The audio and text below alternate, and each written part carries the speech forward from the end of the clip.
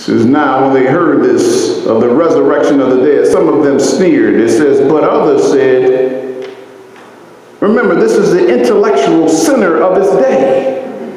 This is just new information. The others said, this is pretty interesting stuff. We shall hear you again concerning this. Want to hear more about this. These are the folks that have the intellectual barriers. And God, listen, is able to break intellectual barriers. Some folk just don't think that they can do right. They don't look at Christianity as a means to getting right with God. So, and by the way, they believe that because they're looking at other Christians who are coming, or proclaim Christians who are coming and they're living a lifestyle of sin. And they're saying, listen, I know what's going on in me, and I know it ain't right in me, but I know that ain't right either. And so that's why we got to live right before God and right before people, opening the door for people to come and ask the question, what must I do to be saved? Listen, don't cause any of his little ones to stumble because of your lifestyle. So he goes on. He said, some sneered, but others said, we shall hear you again concerning this. This is some interesting stuff. You mean there was a man who revealed himself and he can be known personally? This is a whole new thought to many of these in Athens. You mean he's personal? You can call him Father? Remember Brother Frank in the play, and he would, in his little scene, he said, can I get to know him? Can I have a relationship with him?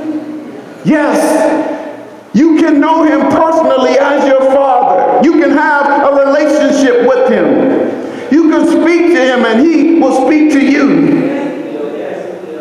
He is a personal God. He is not a God that's just out there, this distant from the world. He has made himself known through the person of Jesus Christ.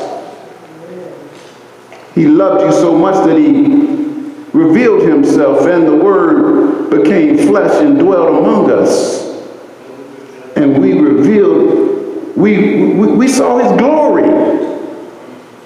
He is a personal God. So some sneered and some showed interest. And ultimately, God is not interested in making you interested.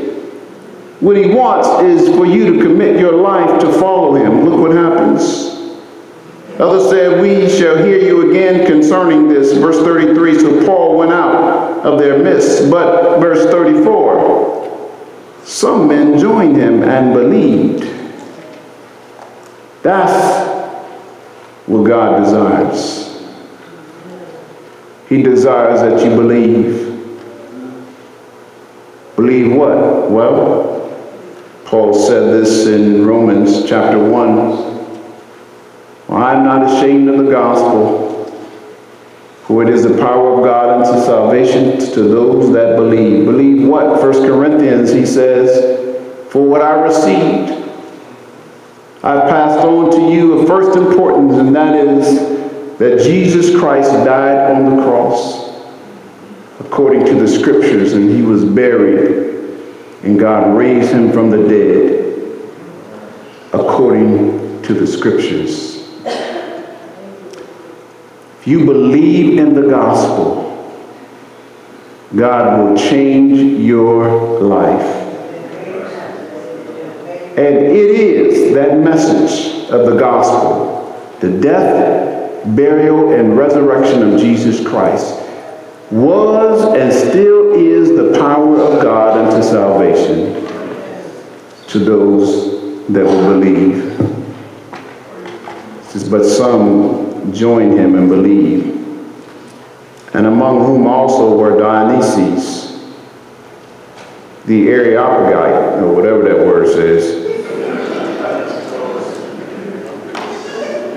Now this is a man that was there at part of the Areopagus. He's a part of this court.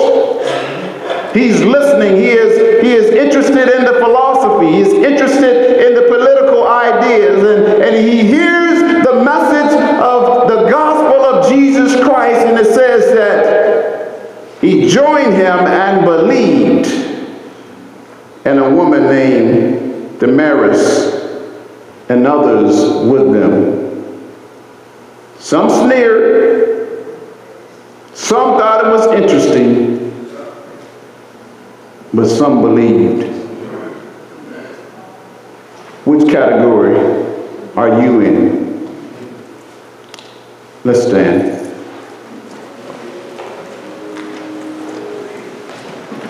Father in heaven, we come in Jesus' name.